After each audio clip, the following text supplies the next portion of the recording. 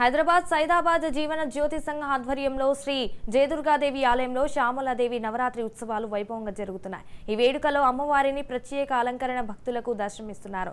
అమ్మవారికి అభిషేకాలు, హోమాలు, ప్రత్యేక పూజలు జరిపారు.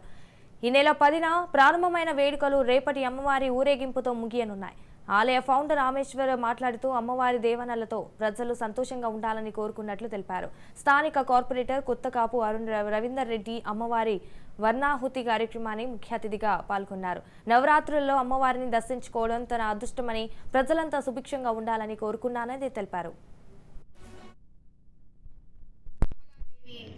రాజశ్యామల హోమాలు చేస్తే అది కేవలం రాజకీయం కోసమని, రాజశ్యామల హోమం చేస్తే రాజకీయాలు ఎక్కడికో వెళ్ళిపోతారని 26 రకాల రాజశ్యామలు ఉన్నారు.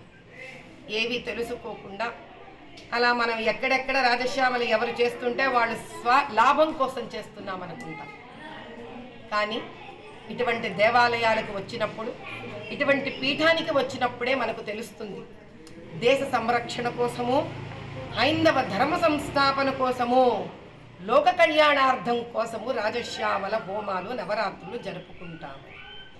అలా ఆవిడ శక్తిని దేశ ఉద్ధరణకు, హైందవ ఉద్ధరణకు చక్కగా ఈరోజు ఆడపిల్లలు, మగపిల్లలు ధర్మాన్ని తెలుసుకుంటూ ఎదగాలని కోరుకుంటూ ఇలాంటి చక్కటి సంస్థ వాళ్ళ నుంచి ప్రతి ఒక్కళ్ళు ఈ పీఠం నుంచి నేర్చుకోవాలని నేను అందరినీ కోరుకుంటున్నాను.